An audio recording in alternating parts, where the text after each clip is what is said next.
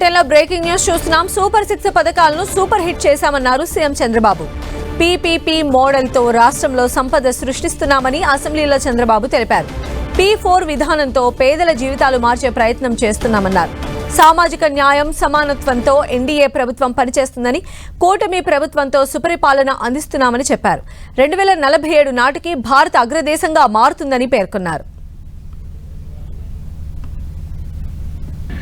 ఈ ప్రభుత్వ విధానం దిశ సోషల్ ఈక్విటీ. ఎన్డీఏ ప్రభుత్వం సోషల్ ఈక్విటీ కింద పనిచేస్తున్నాం. సమాజంలో ఆర్థిక అసమానతలు తగ్గించే వ్యవస్థకి రాజకీయంగా జనాభా దామాషా ప్రకారం ప్రాతినిధ్యం ఇచ్చే విధంగా సోషల్ ఎంపవర్మెంట్ కూడా చేసే విధంగా ముందుకు పోతున్నాం. ఈరోజు ఎన్ని ఇబ్బందులున్నా సూపర్ 6 సూపర్ హిట్ చేసిన ఘనత ఎన్డీఏ ప్రభుత్వానికి. ఇది మొదటి చర్య మాత్రం. ఈరోజు సంక్షేమ కార్యక్రమాలు ఏదైనా అధ్యక్ష కైండ్ కానీ లేకపోతే డీబీటీ కానీ ఏది ఇచ్చినా ఇమీడియట్ టెక్నాలజీ ఉపయోగిస్తున్నాం. ఎక్కడ ఎలాంటి లొసుగులు లేకుండా వీలైనంత వరకు పర్ఫెక్ట్గా ఇవ్వడానికి ఈ ప్రభుత్వం పనిచేస్తున్నామని చెప్పి కూడా నేను మీకు తెలియజేస్తున్నాను.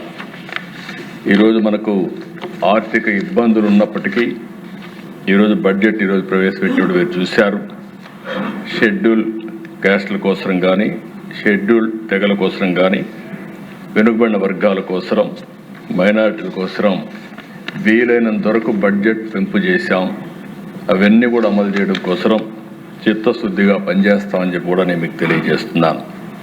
ఇంకొక పక్క దిశ ఒక అంబిషియస్ ప్లాన్ మనం పెట్టుకొని స్వర్ణ ఆంధ్రప్రదేశ్ 2047 దీనిపైన మీరు చూసినప్పుడు ఇప్పుడు 3 లక్షల రూపాయలు తలసరి ఆదాయం ఉంటే దీన్ని 54 లక్షల రూపాయలు తలసరి ఆదాయం 2047కి పెంచాలని ఒక నిర్దిష్టమైన లక్ష్యంతో ముందుకు పోతున్నాం.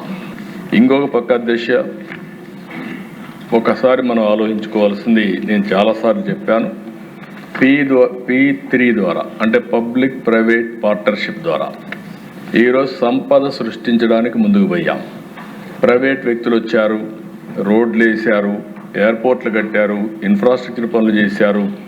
దానివల్ల సంపద వచ్చింది, మెరుగైన సదుపాయాలు వచ్చాయి. కానీ ఆర్థిక అసమానతలు పెరిగాయి.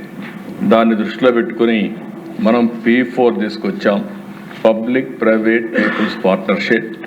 ఇప్పటికీ 10 లక్షల బంగారు కుటుంబాలని 1 లక్ష మంది మార్గదర్శులు అడాప్ట్ చేసుకునే పరిస్థితికి వచ్చారు. నేను ఒకటే చెప్తున్నా, ఏ కార్యక్రమం అయినా దాని ఫలితాలు ఇమీడియట్గా రావు. దాన్ని నిరంతరం పర్యవేక్షించగలిగితే దీనికంటే మించిన ప్రోగ్రాం ఆర్థిక అసమానతలు తగ్గించడానికి వేరేది లేదని చెప్పి కూడా మరొకసారి మీ అందరికీ విజ్ఞప్తి చేస్తున్నా.